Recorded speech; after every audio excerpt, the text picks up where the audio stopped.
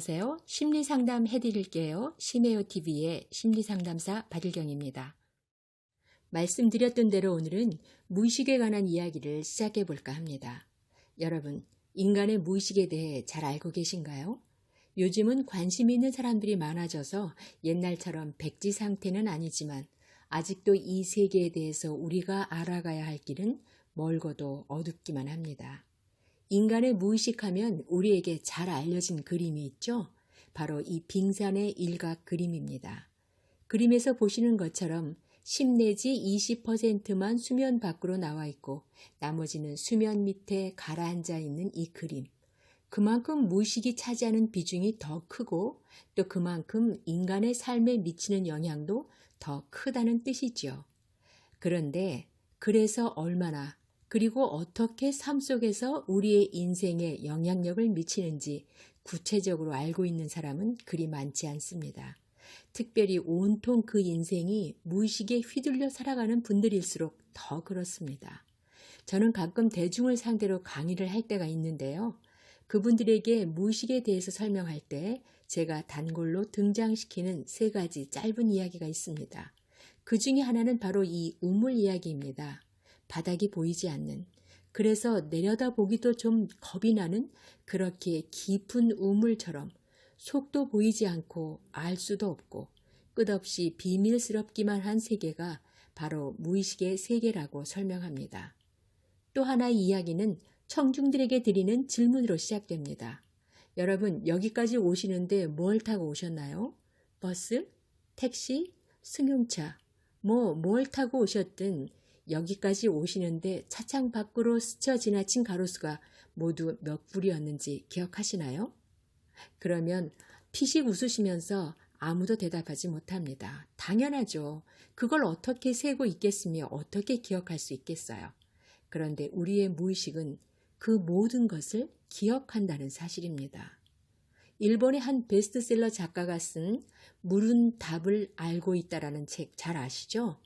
저는 이렇게 말하고 싶습니다. 무의식은 모든 것을 알고 있다고. 이 무의식이라는 방대한 창고 속에는 정말 많은 것들이 들어 있습니다. 우리의 인생이 겪은 수많은 경험들, 크고 작고 기쁘고 슬프고 화나고 억울하고 그리고 놀라고 무서웠던 모든 충격들도 다 들어 있습니다. 우리의 의식이 기억하지 못하는 까마득히 오래된 어린 시절의 이야기는 물론 놀랍게도 우리가 뱃속에 있었을 때, 그러니까 아직 세상에 태어나기 전에 엄마 뱃속에서 겪었던 일들까지도 다 기억하고 있습니다. 무의식이 이 많은 것들을 다 기억하고 있다는 그 사실 자체가 문제겠습니까? 대부분의 기억은 일어났던 사건에 따라서 만들어지기 마련인데 그 사건과 함께 발생했던 감정, 우리의 감정도 함께 그 속에 기억된다는 게 문제입니다. 즉 우리의 삶에 일어났던 모든 사건들은 감정과 함께 무의식 속에 기억되는데 무의식이라는 창고의 제일 끝쪽, 잘 보이지 않는 저 안쪽 구석에 숨겨지고 억눌려진 감정일수록 우리의 삶을 불행하게 지배하고 마음대로 끌고 다닌다는 게 문제인 거죠. 우리가 원하지 않는 방향으로 우리도 모르는 사이에 말입니다. 제 남편의 운전 이야기를 잠깐 들려드리겠습니다. 제가 석사 과정을 할 때 서울에서 좀 떨어진 지방에서 서울까지 수업을 들으러 오르내린 적이 있었는데요. 그때마다 남편이 저를 고속버스 터미널까지 데려다 주곤 했습니다. 어떤 때는 시간이 촉박해서 서둘러 뛰어나와야 될 때가 있었는데요. 그럴 때면 남편이 오늘은 시간이 없으니까 지름길로 가야겠다. 그렇게 단단히 결심하고는 혼잣말로 몇 번이나 되뇌이면서 운전대를 꽉 잡고 출발합니다. 그런데 한참을 달리다가 중간에 자기도 모르게 이렇게 소리치는 겁니다. 내가 왜 이 길로 왔지? 분명히 저 길로 가려고 했는데 그 길로 간다고 출발했는데 내가 왜 이 길로 왔지? 나도 모르게. 네, 나도 모르게. 내 의식은 좀 더 빠른 저 길로 가고 싶었는데 나도 모르는 사이에 무의식은 내가 늘 다니던 익숙한 길로 이끌어왔던 겁니다. 우리는 흔히 습관이 돼서 그렇다고 말하지만 그것이 바로 무의식이 하는 일입니다. 살아가면서 나는 그러고 싶지 않은데 그러고 있는 거예요. 나도 모르게. 나는 불행하게 살고 싶지 않은데 행복을 선택하고 행복하게 살고 싶은데 불행을 선택하고 불행한 쪽으로 따라가고 있는 거예요. 나도 모르게. 몇 해 전 제가 상담했던 한 초등학교 여선생님 이야기를 사례로 들려드리겠습니다. 이분이 저를 찾아와서 자기 삶의 묵직하고도 아픈 이야기를 털어놓은 때가 있었는데 이야기를 하는 도중에 제가 무의식에 관한 설명을 잠깐 드렸더니 갑자기 이분이 마치 용수철이 튀듯이 자리에서 벌떡 일어나면서 큰 소리로 이렇게 혼잣말을 내뱉는 거예요. 혼잣말 치고는 너무나 큰 탄식 소리였습니다. 아, 그래서 내가 이 사람과 결혼했구나. 그 선생님에게는 대단한 충격이었던 듯 얼굴이 거의 하얗게 변해 있었습니다. 제가 그날 그 선생님에게 잠깐 드렸던 무의식에 대한 설명은 이것이었습니다. 무의식은 익숙한 것을 좋아한다고. 익숙하다는 것은 그만큼 오랫동안 경험해 왔다는 것이고, 그래서 그만큼 편안함을 느낀다는 것이기 때문에 우리의 의식이 이성적으로 생각하고 따져보고 미처 판단과 결정을 내리기도 전에 그 익숙한 곳으로 우리를 속여서 끌고 간다고요. 다시 말하면 그래서 여성들 중에는 자기의 친정아버지가 결코 엄마에게 좋은 남편이 아니었음에도 불구하고 자기 아버지 같은 사람을 만나서 결혼을 하는 경우가 자주 볼 수 있는 일이라고 말씀드렸습니다. 그러자 그 여선생님이 무슨 전기 충격이라도 받은 것처럼 갑자기 의자에서 벌떡 일어났던 거예요. 얘기인즉슨 이랬습니다. 그의 친정아버지는 굉장히 성질이 불같은 분이셨대요. 한번 화가 나면 그것을 자기 스스로 조절을 못해서 이것저것 손에 닥치는 대로 빈일 생각 않고 집어 던지는 게 일상이었답니다. 그 집은 가난해서 모든 형제가 다 상급 학교에 진학할 수가 없었는데요. 자기는 딸이라는 이유로 더더욱 기회가 주어지지 않았답니다. 중학교까지만 겨우 졸업을 하고 고등학교는 실업계 고등학교로 가서 하루빨리 취업을 해가지고 집안 생계를 돕고 남자 형제들 학비를 보태라는 것이 집안의 명령이었습니다. 일방적인 명령이었죠. 그런데 이 여선생님은 공부를 더 하고 싶었고 상급 학교에 진학해서 자기의 꿈을 이루는 것이 목표였기 때문에 아버지의 명령에 순순히 응할 수가 없었습니다. 그래서 사정도 해봤다가 버티기도 해봤다가 울며 불며 매달리기도 했었는데 그만 자기 말을 듣지 않는 이 딸에게 너무나 화가 난 아버지는 어느 날 급기야 손에 잡히는 대로 아무거나 들고는 이 딸을 쫓아오기 시작했습니다. 잡혔다 하면 그대로 맞아 죽을 것 같은 그 살벌한 분위기 속에서 이 딸은 죽어라 하고 내뺐는데 논두끼를 달려서 도망치는 그 딸의 등 뒤에 대고 온갖 욕설과 함께 닥치는 대로 무엇을 집어 던졌던 이 아버지. 아버지가 던졌던 그 수많은 물건 중에는 커다란 돌덩이도 섞여 있었답니다. 딸한테 돌을 던지는 아버지였던 거죠. 다행히 맞아서 다친 데는 없었지만 그 딸에게 이 아버지는 평생 좋은 아버지였겠습니까? 아니면 무섭고 피하고 싶은 아버지였겠습니까? 아버지 같은 사람하고 결혼하고 싶었겠습니까? 아니면 정반대 따뜻하고 부드러운 사람과 결혼하고 싶었겠습니까? 그런데 이분이 그 수많은 맞선을 보고 나서 선택한 사람은 놀랍게도 아버지와 똑같은 사람이었습니다.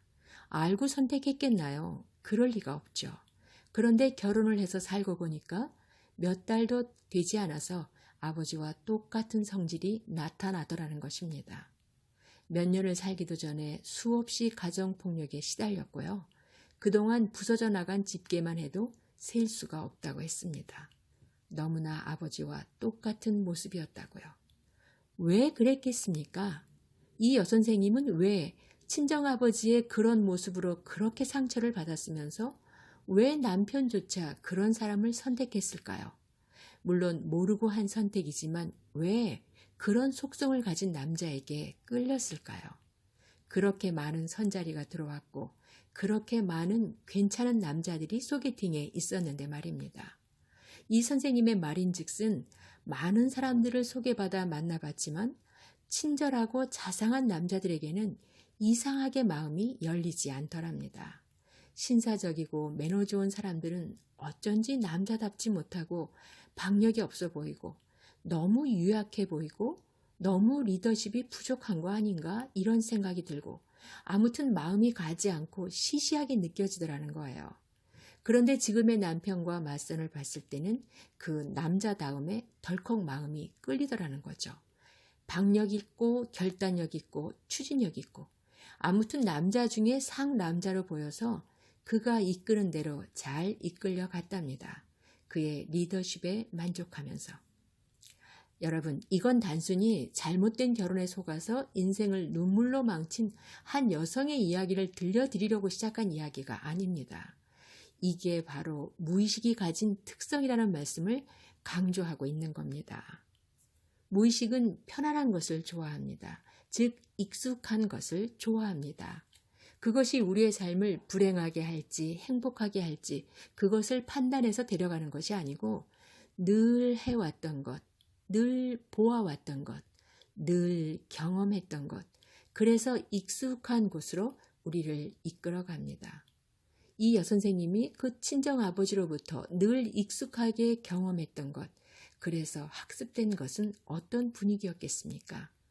성인이 돼서 맞선을 보았을 때 아버지와 같은 분위기를 가진 사람은 늘 익숙했던 거니까 그것이 편안하고 이성적으로 매력적으로 보인 거예요. 그래서 거기에 마음이 열리고 그리고 이끌려갔던 겁니다. 그러나 그 반대로 신사적인 성품을 가진 사람은 아버지의 분위기하고는 너무나 다르니까 익숙하지 않았던 거죠.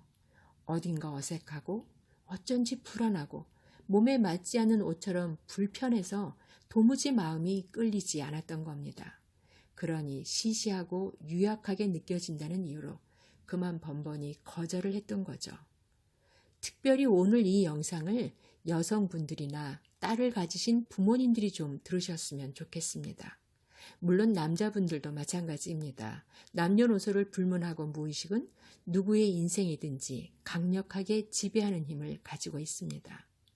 여러분, 끈에 매달려서 조종되는 인형을 본 적이 있으신가요?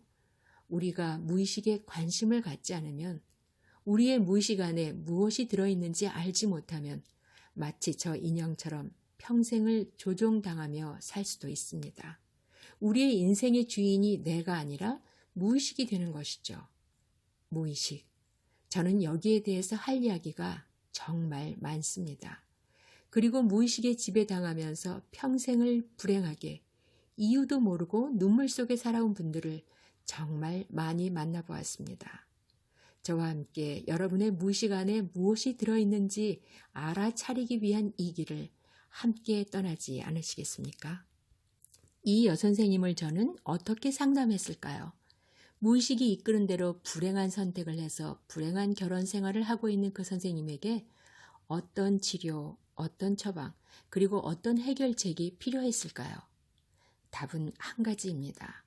자기의 아버지에 대해 억눌린 감정을 해결하는 것이 가장 급선무이자 가장 큰 핵심 해결책이었습니다. 그리고 그로 인해서 형편없이 뭉개진 자존감도 함께 치료해야 했습니다. 그 여선생님이 치료되는 것은 알겠는데 그렇다고 가정폭력을 휘두르는 그 남편이 변하나? 뭐가 달라지지? 이렇게 생각하는 분이 계실지도 모르겠습니다. 답은 네, 변하고 달라집니다. 이것이 무의식 세계의 또 다른 신비한 비밀입니다. 좀 더 자세한 이야기는 다음 영상에서 드리도록 하겠습니다. 오늘 이 한 가지 영상이 너무 길어지면 안 되니까요. 이 여선생님에게 행했던 상담의 방법과 과정을 구체적이면서도 간결하게 정리해서 말씀드릴 때 듣는 모든 분들에게 간접 상담과 그리고 작은 치유의 경험이 일어나기를 바랍니다. 자, 그럼 저는 다음 시간에 다시 찾아뵙겠습니다. 여러분의 삶이 오늘보다 내일 더 행복해지기를 바라면서 지금까지 심해요TV 박일경이었습니다. 감사합니다.